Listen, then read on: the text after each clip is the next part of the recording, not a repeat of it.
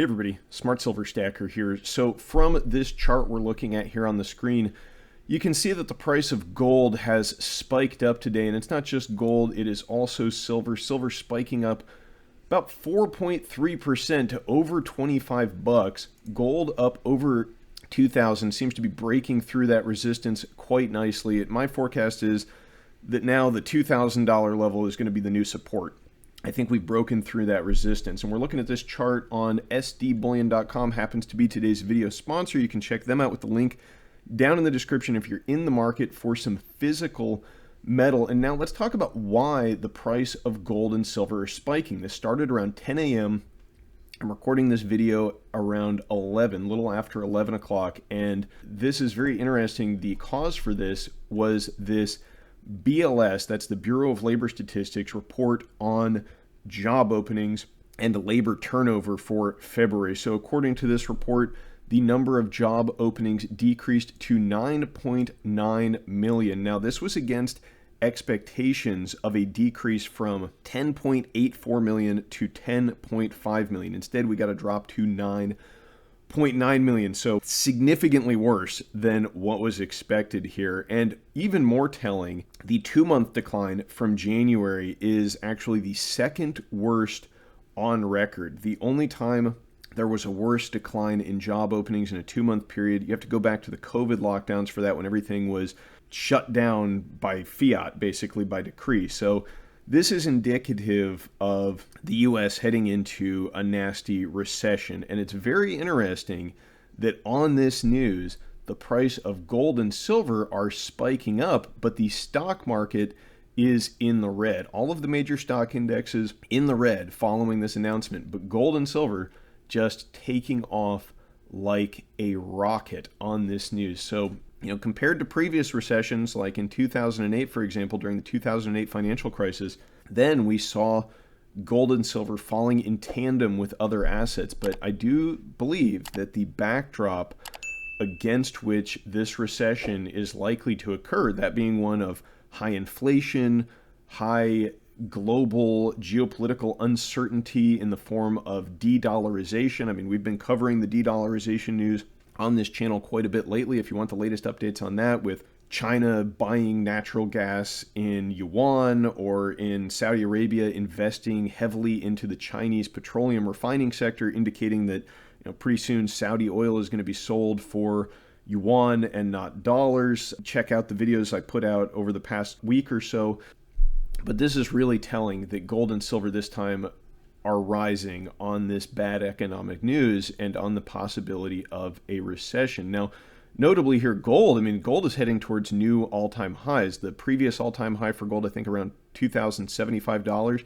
So I think that we're probably going to take that out very soon. But silver, still, having a good day today. It's had a couple of good days recently, but still at 25 bucks, I think silver is very cheap. So between the two metals, silver would still be the one that I personally would be stacking. Although, speaking of which, I do actually have an outstanding order with SD Bullion for some gold, which I'm sure it'll be arriving at some point. But right now, you have to understand what's going on in the physical market. The supply is getting very tight for physical bullion. SD Bullion has had to set this temporary minimum order value of $500 because they've just been getting inundated with so many orders since the collapse of SVB and Signature Bank and the fears about the insolvency of the financial system. Now I suspect that they're going to be busy for a bit longer, because if we're heading into a nasty recession, we're getting this bad jobs print, and I mentioned that this is the second worst decline since the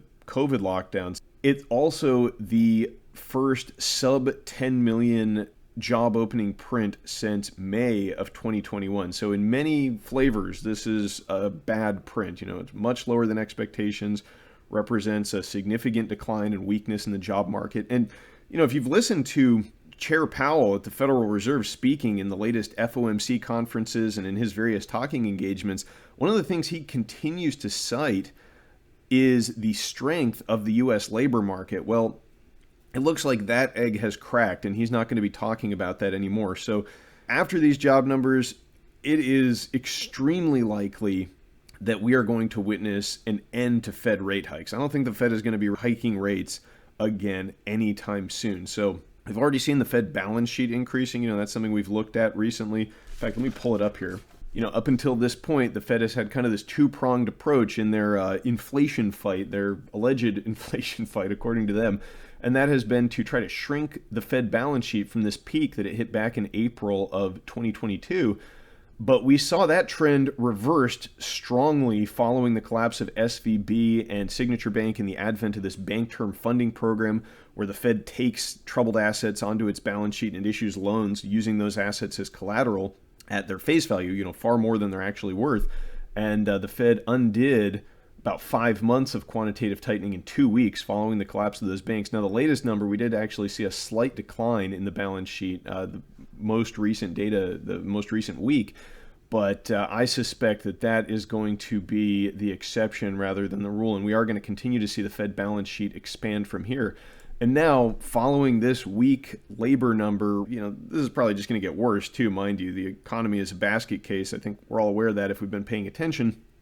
Now we've got declining job market. We're going to have rising unemployment likely if this number is any indication of how that situation will play out.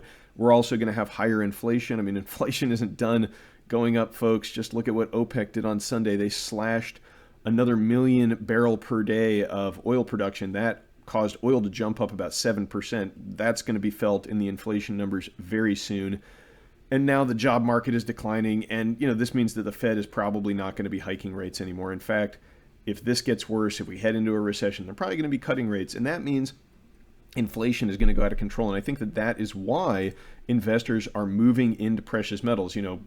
The spot price, which is just, paper gold, keep in mind, that's the price of a futures contract going up, and silver as well, spiking up in a big way today. But also, we know that the physical market is coming under significant pressure, and all the major bullion dealers are backed up. Like I said, I've got an order for some gold with SD Bullion. It hasn't arrived yet. It hasn't shipped. It's been a little while, but I'm very confident that I will receive it because I know that SD Bullion isn't selling products they don't have. They're just swamped with a tremendous influx of orders right now, and large orders at that. That's according to them. That's the word on the street. They're getting some very big orders. So that probably means the smart money is starting to move into the physical space. And I am glad I placed that order because at least I locked in the lower price, and I am confident that I'll receive it. Now, I don't give financial advice on this channel.